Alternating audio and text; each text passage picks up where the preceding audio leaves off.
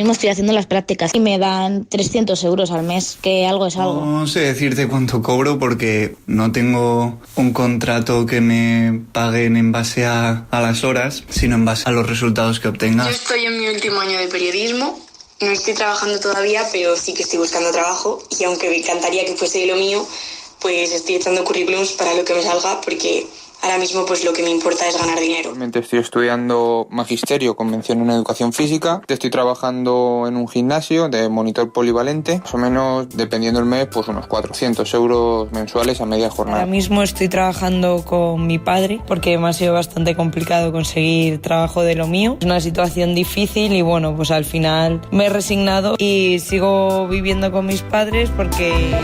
Las inquietudes de nuestros jóvenes, trabajo precario, salarios indignos, másters que tampoco garantizan nada hoy quizás menos que nunca, los ladrillos de un muro, el muro invisible del que hoy hablamos con Politicón. Hola Simón, ¿qué tal? Bienvenido, buenos días. Buenos días. Politólogo de vocación y formación, doctor en Ciencias Políticas por la Universidad Pompeu Fabra, actualmente es profesor visitante en la Universidad Carlos III de Madrid. Ahí la universidad, Pablo, ¿cómo está la universidad? Ay, ¿cómo está la universidad? Sí, mejor no profundizar mucho más en esto porque en todos los sitios se cuecen habas, pero desde luego, bueno, pues tiene sus problemas, ¿verdad? Ya estamos viendo que habría a lo mejor que darle un buen flete a la cosa.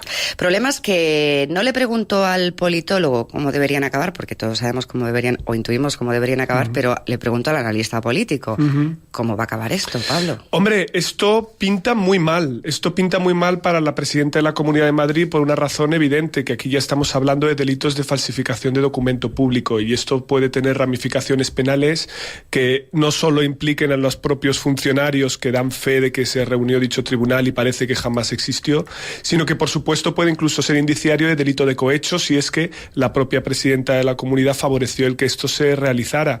Y la verdad es que es una pena porque este escándalo, más allá de las implicaciones políticas, causa un enorme daño y un enorme descrédito al servicio y al sistema público universitario madrileño, porque claro, yo que soy profesor de universidad y yo veo el enorme coste que supone para muchos alumnos y muchas familias, no solo en esfuerzo de tiempo, sino también de dinero, con lo caras que están las matrículas universitarias y a nivel de máster todavía más.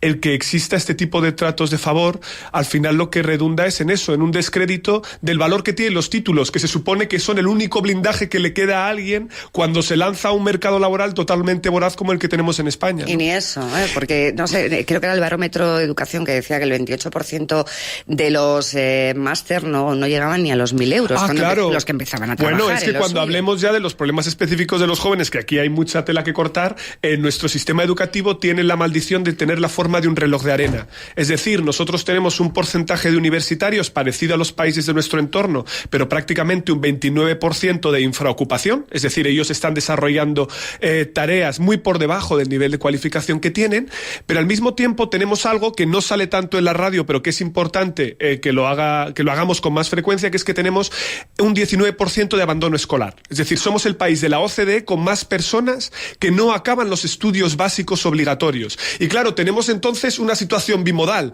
quienes están como en Juego de Tronos, a un lado y al otro del muro. Sí, por supuesto, a un lado del muro se está mejor, ¿no? Y es verdad, mis estudiantes están muy enfadados porque tienen unas infraocupaciones y unos sueldos ridículos, como los que poníais en los cortes, ¿no? Pero ¿quién habla por todos esos que no hablan, que no tienen ni siquiera acabada la educación no obligatoria, que salieron expulsados cuando pinchó la burbuja inmobiliaria y que van a ser un caldo de cultivo de enormes desigualdades de aquí a 10, 20 años, que no van a tener capacidad para encontrar un empleo, que nadie está gastando dinero en recualificarlos? Bueno, pues esa es la emergencia social que tenemos en este país, que tiene un sesgo claramente generacional y de la que parece que nadie tiene prisa en hablar.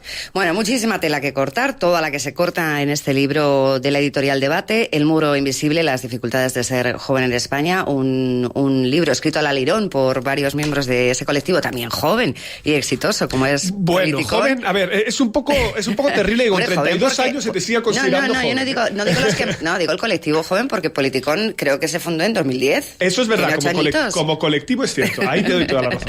Bueno, yo quiero que pregunten y que lleven esta entrevista los que están en ese lado del muro, en el lado que más sufre, según este libro. La voz cantante la va a llevar Guille García, buenos Eso es, días. buenos días. Le acompañan Juan Coca. Buenos días. Rey Juan Carlos. Exacto. Guilles. Rey Juan Carlos. Universidad Rey Juan Carlos y Patricia. Rey Juan Carlos. Pleno. Pues son 3 cracks, ¿eh? Sí, no me cabe ninguna duda. Pese a dirigentes de la universidad, estos 3 son unos cracks. Así que venga, es vuestro, Pablo Simón. Pues a ver, a mí por lo que me gustaría empezar, o sea, investigando un poco sobre el tema, Eurostat cifra la tasa de desempleo juvenil entre los 15 y 24 años en 37,5%, muy por encima de la Unión Europea, que está en un 16,6%. ¿Por qué afecta la crisis tanto, por qué afecta este desempleo tanto a los jóvenes? Pues muy buen punto, ¿no? El mercado de trabajo español tiene una estructura que los sociólogos llaman dual. Es decir, nosotros tenemos unos colectivos, los cuales sobre todo son baby boomers, se suelen concentrar en grandes empresas y en general tienen algún tipo de coste de despido y de protección, pero tenemos una periferia de nuestra población creciente, compuesta esencialmente por jóvenes inmigrantes parados de más de 50 años y mujeres, las cuales normalmente suelen tener el problema de concentrar la contratación temporal.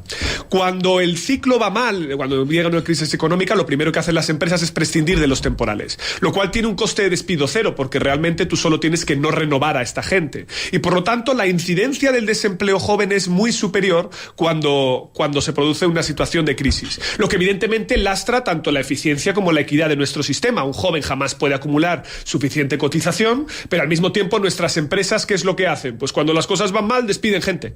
No se encargan de formarte en el puesto de trabajo o cualificarte para que tú luego puedas tener una continuidad.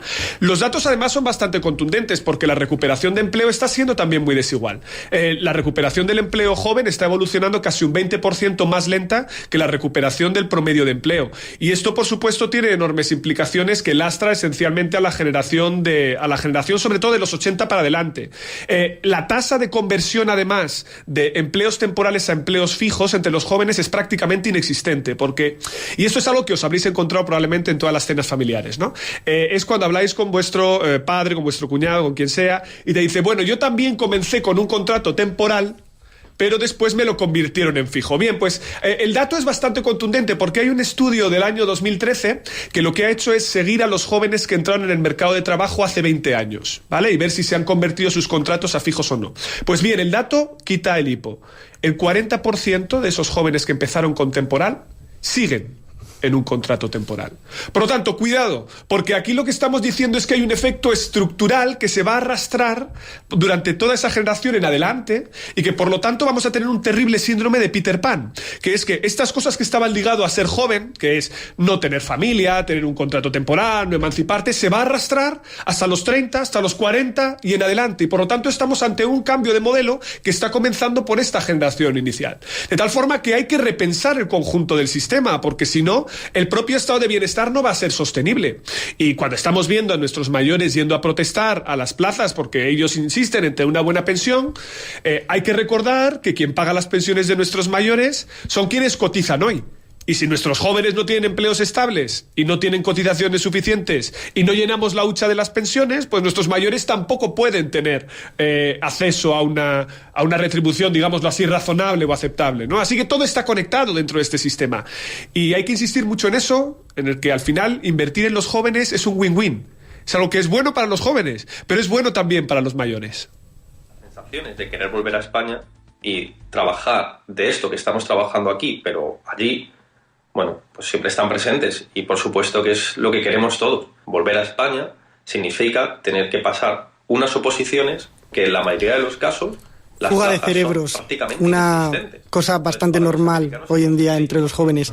Un 65% de los emigrantes españoles de larga duración son jóvenes, y en su mayoría tienen una cualificación bastante alta, al menos eso dice un estudio. En el libro, además, comentan, como has dicho antes, lo del reloj de arena, que para 10 millones de jóvenes con estudios superiores había en 2014 6 millones de puestos de trabajo. Estamos más preparados y tenemos menos oportunidades, y por eso tenemos que irnos. Bueno, esa es la paradoja, ¿no? Es decir, estás tocando aquí como varios palos que son todos interesantes.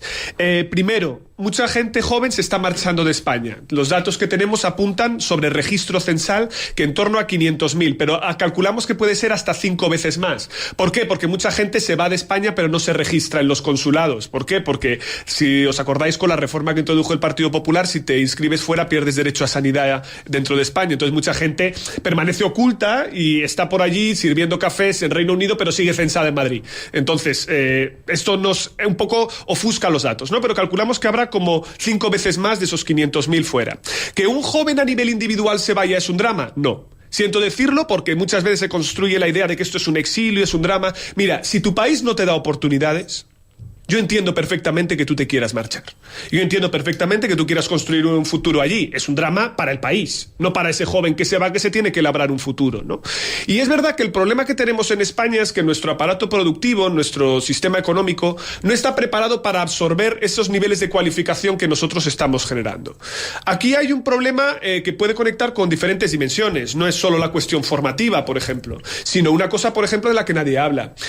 Nuestras empresas tienen un tamaño en general pequeño y mediano. Prácticamente el 90% de nuestras empresas tienen esa dimensión. Eso genera un problema y es que nuestro aparato productivo es más vulnerable a crisis económicas y además suelen ser empresas que invierten menos en I+D y son menos exportadoras. Si nuestro aparato productivo fuera más vigoroso, esos jóvenes encontrarían un acomodo más fácil dentro de España. Pero como no lo hay, se tienen que marchar. Así que esto es hasta cierto punto razonable. Lo que nosotros podemos hacer desde nuestros poderes públicos son al menos 2 cosas. Primero, censar a la gente que tenemos fuera. ¿Vale? Es decir, saber exactamente cuánta gente tenemos fuera y ponerla en común. Porque irse fuera de España es caro. Hay que tener ahorros para irse fuera y necesitas redes y contactos allí sobre el terreno que te ayuden a buscar empleo. Tenemos que ayudar a la gente que está fuera. Pero además, segundo elemento importante, tú te has ido, no hay ningún problema, pero tenemos que crear las condiciones para que puedas volver si quieres. Es decir, tú te puedes haber marchado a los 30, 35 años, echarte pareja fuera y ya no querer volver a España, que es lo que ocurre con la mayoría de mis amigos a nivel universitario. Se han ido muchos profesores y dicen, sí, hombre, voy a volver a España yo, a la Universidad Española a cobrar 1.200 euros cuando a mí me pagan aquí 2.900. De ninguna manera.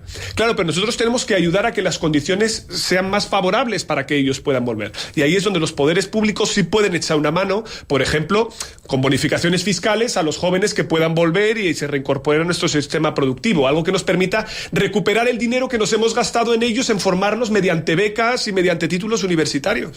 Coca y Navas y Patricia han pensado en marcharse alguna vez. ¿En qué van a hacer cuando los dos están con el TFG, que es el de fin de grado? Yo personalmente no lo he pensado, pero porque mi idea es seguir estudiando. Cuando quiero estudiar otra carrera, cuando termine, pues quién sabe, no descarto la oportunidad, pero de momento me gustaría quedarme aquí e intentarlo. Pero sí que es verdad que conozco a gente que se ha ido a trabajar fuera y tiene su vida allí y no piensa volver porque sabe lo que hay aquí. Entonces la solución que tú proponías era ayudar a los que están fuera desde... O sea, eso es lo primero, ayudar a los que están fuera para que puedan volver. Y no sé si Juan quería preguntar algo. Yo por un lado también a eso de si me voy a ir o no, yo soy más de quedarme. Además, como estudiante de periodismo creo que necesitamos que en España se comuniquen estas cosas y todo y se comuniquen bien. Y por otro lado, en la universidad al final tener las conversaciones de cafetería o las conversaciones de bar que tienes con tus compañeros son esas, pues me voy a ir fuera, pues es que aquí no tengo futuro.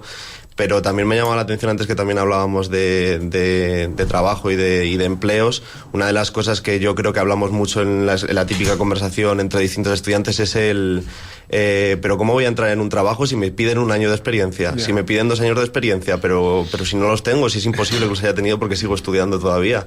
Y ahí sí que quería preguntarte un poco, o sea, ¿hay qué solución o cómo se gestiona? Joder, es muy difícil porque si no lo hemos arreglado en España en 30 años, voy a venir yo aquí y lo voy a arreglar en 5 minutos. Tengo que decir que el libro propone soluciones, o sea, es un libro para el debate, para romper esa brecha generacional que es, yo creo que irrompible, pero bueno, en el libro soluciones se dan. Sí, lo damos porque también si nos quedamos solo en el diagnóstico, pues no vale, ¿no? Hay que discutir también cómo hacerlo de una manera más razonable. Y yo insisto siempre en una cosa, no hay una sola medida que tú puedas aplicar y que eso solucione los problemas. Tienes que verlo como conjunto de manera integral. Entonces tiene que ser parte de un compromiso, ¿no? Yo entiendo que tenemos un problema problema importante todavía en la brecha que tienen nuestros temporales en España, y esto pasa por al menos dos políticas que son convergentes. Primero, buscar unos modelos de reforma laboral los cuales se puedan acomodar a un sistema que sea más flexible en términos de los requisitos que se pone para tú ser reclutado dentro de un puesto de trabajo, y aquí hay muchas políticas que se pueden probar, no solo de simplificación de modelos de contrato, que todo el mundo está de acuerdo en esto, todos los partidos. No hablo de contrato único, hablo de solo simplificación, porque muchas veces nos hemos dado cuenta de una cosa: las bonificaciones a la contratación no funcionan. Es decir, esto que hace el Estado de si tú contratas un joven, yo te doy dinero y te lo quito de las cotizaciones a la Seguridad Social, sabemos que no funciona porque el Estado le da dinero a la empresa y lo que hace la empresa es tener al joven hasta que se agota la bonificación y lo reemplaza después por otro joven. Es decir, esto aumenta más la rotación. Es preferible ese dinero, cogerlo y reformar bien nuestros servicios públicos de empleo, que no funcionan bien, que al final funcionan más a través de ETTs, y esto lo sabemos todos, gastar dinero en recualificar a muchos de nuestros jóvenes que tienen problemas, que meternos tanto en este tipo de cuestiones. Pero al mismo tiempo, nuestro sistema de estado de bienestar hay que repensarlo, por una razón muy sencilla. Tú mismo, bueno, todos los que estamos prácticamente en esta mesa, jamás vamos a cotizar en la Seguridad Social al nivel de nuestros padres. Es imposible. Si tú ves la carta que te llega de la Tesorería de la Seguridad Social, tus padres tenían 3 líneas, porque habían estado en 3 puestos de trabajo en toda empresas. Su vida, y habían estado con contratos muy largos. Probablemente tú sacas ahora tu carta y a lo mejor tienes 15, 16 líneas ya y llevas 3 años en el mercado de trabajo, ¿no? Y eso es porque has cambiado incluso dentro de la misma empresa de modalidad contractual, y esto es un jaleo enorme. Claro, esto no te permite a ti ni atesorar suficiente para una cotización, ni tampoco para servicios ni por ejemplo, prestaciones pasivas por desempleo, es decir, la paga del paro, ¿no? Entonces, hay que moverse a prestaciones más universales. Es decir, tenemos que ir a un modelo en el que la mayor parte, el grueso de nuestro estado de bienestar venga financiado mediante impuestos, no tanto mediante cotizaciones. Y eso es repensar el modelo en su conjunto. Ojo, que esto es muy bárbaro, porque esto es tocarlo de arriba a abajo. Pero si tú vas a los estados de bienestar más desarrollados del centro y el norte de Europa, es lo que hacen. Modelos de mercado de trabajo uber flexibles, es decir, la tasa de temporalidad en Dinamarca es 5 veces la de España, pero ¿cuál es la diferencia con ellos? Que la temporalidad que tienen allí es deseada. Es decir, allí los que están de manera temporal en su trabajo es porque quieren, porque son estudiantes y lo combinan con un trabajo, etcétera, etcétera. En España tenemos mucha menos temporalidad, pero toda es no deseada, porque todo el mundo le gustaría tener un contrato fijo y no encuentra. Pues bueno, mercado de trabajo más flexible, sí, pero con eso no me vale. Hay que también cambiar el modelo de estado de bienestar para que haya muchísimo más colchón de seguridad y que tú puedas, mediante impuestos, tener muchas más prestaciones, cambiar nuestra inversión. Hay que gastar dinero en la educación de 0 a 3 años como si no hubiera en mañana. O sea, en el sistema educativo primario, rescatar el abandono escolar. Es que hay tantas políticas que me pongo aquí y me empiezo y no paro. Y es un gusto escuchar a Pablo Simón. Vamos a hablar de política. Somos del norte como el viento que asoma por Lugo. Nacimos pobres, nos dijeron que no había futuro. Somos hijos de la crisis, nos dieron por culo. Pero mi generación supo crecer derribando... Política. Habla el libro de una triple crisis. La crisis económica, la crisis social y la crisis institucional. El estado de bienestar no beneficia a los jóvenes, pero es que los jóvenes son un voto mucho más chiquitito que los no jóvenes. El dato es abrumador. En el censo español, los mayores de 55 años son el doble que los menores de 35. Es decir, si los jóvenes se empeñan todo el rato en concentrar el voto al mismo partido y los mayores de 55 votan a otro, da igual, son una minoría permanente. Esto no cambia. Y además es algo muy curioso, que lo hemos visto que ha ocurrido no solo en España, en toda Europa. Cada vez hay 3 brechas que se ven más claras. Campo y ciudad votan de manera distinta. Hombres y mujeres votan cada vez de manera más distinta. Por cierto, mujeres, estamos en vuestras manos, ¿vale? Porque vosotras odiáis a la extrema derecha y no la votáis nunca, y eso es muy bueno para sostener nuestras democracias.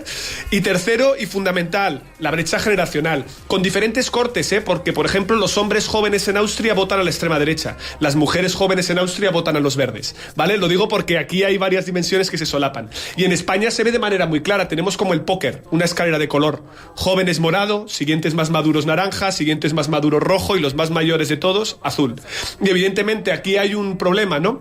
Los jóvenes votan a unos partidos determinados, los cuales de momento no participan de los gobiernos, o no al menos a todos los niveles, y al mismo tiempo los jóvenes tienden a abstenerse más, son menos y además son mucho más reactivos al contexto. Es decir, esto lo vimos, por ejemplo, en España en las generales. En 2015 los jóvenes salieron a votar como si no hubiera un mañana.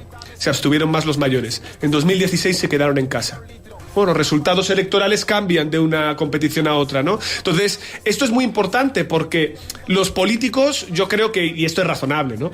Se mueven por incentivos, es decir, se defienden a quienes les votan. Defienden a los intereses de su electorado. Y tú mirabas el debate de investidura de Mariano Rajoy y salió 9 veces la palabra pensiones y salió 0 veces la pobreza infantil. Esto ya es indicativo de dónde están las prioridades de los gobiernos. Entonces, o los jóvenes votan y los partidos que tienen un electorado más joven forman gobiernos, aunque sea de coalición. Yo creo que este es el punto optimista, ¿no?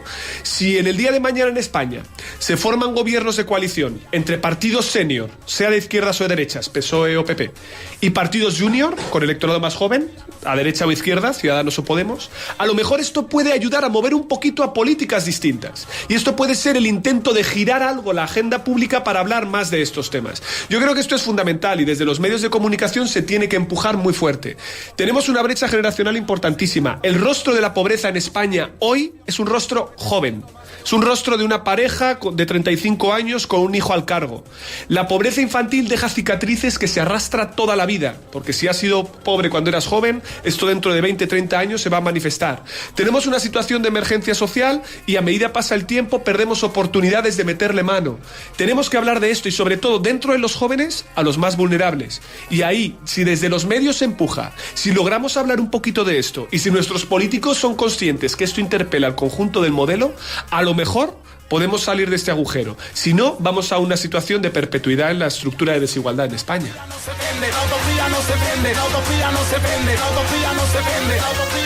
Hablando en referencia a lo que has dicho del debate investidura, ¿no?, de Mariano Rajoy, buscando información, bueno, buscando cortes para meter, buscábamos qué decían los políticos sobre los jóvenes.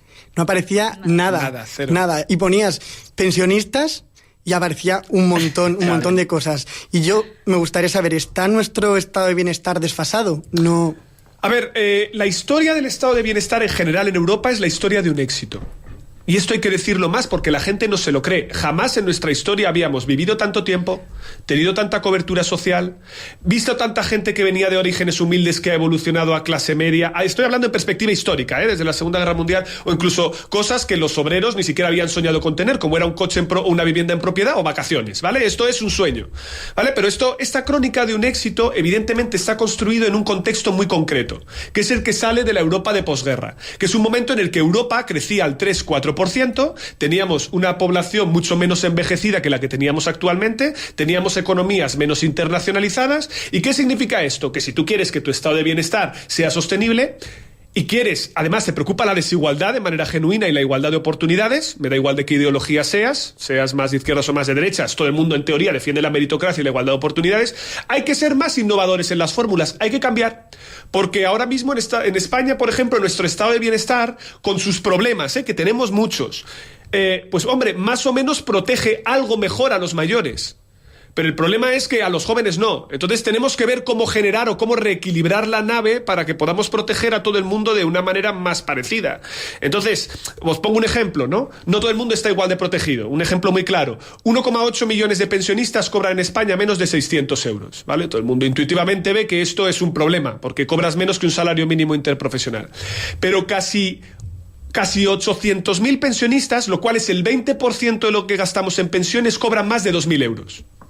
Si tú me dices, ¿cuál de estos colectivos pensionistas tiene más problemas? Lo tengo claro. ¿Dónde hay que gastar más? Lo tengo claro. Exactamente lo mismo me ocurre con el conjunto del modelo. ¿Dónde están mis problemas de pobreza? Entre los jóvenes, no tanto entre los mayores. Y la gente te dice, no, es que nuestros mayores, menos mal que estaban ellos y con su pensión han aguantado a muchas familias en España. Y digo, pero ¿no entendéis que eso es un drama? ¿No entendéis que las pensiones tienen que estar para los mayores? ¿No veis que si yo tengo un problema de pobreza tiene que ser el Estado y no la pensión la que ayude a que no se pierda poder adquisitivo? Hemos asumido como normal una perversión de nuestro sistema de bienestar. Claro que menos mal que existen las familias, pero ¿y el impacto que eso tiene en desigualdad? Porque no todo el mundo tiene una familia, la tiene algunos, otros no. Hay, por lo tanto, que reformar nuestro modelo de bienestar y eso empieza por una cosa mucho más sencilla que todo. Hablemos de ello. Pongámoslo en agenda. Pablo Simón, queda para una horita larga. Vosotros, no sé, una pregunta rapidita para terminar. Yo, venga. A mí me gustaría saber... Pero tiene que ser rapidito, Pablo. Sí, súper cortito. Perdón, que me enrollo con las personas. ¿Cuál es el futuro de los jóvenes? ¿Es tan negro como el presente? ¿Un poco más clarito?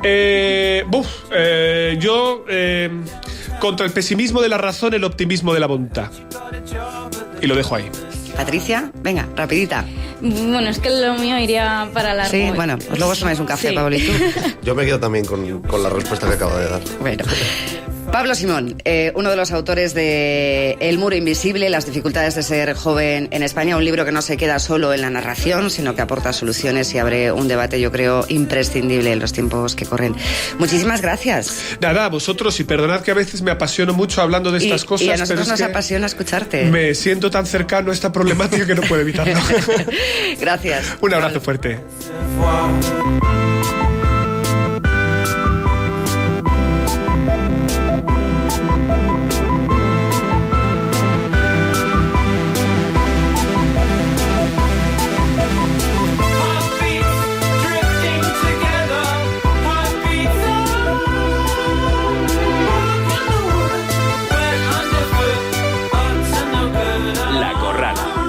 M21 Radio.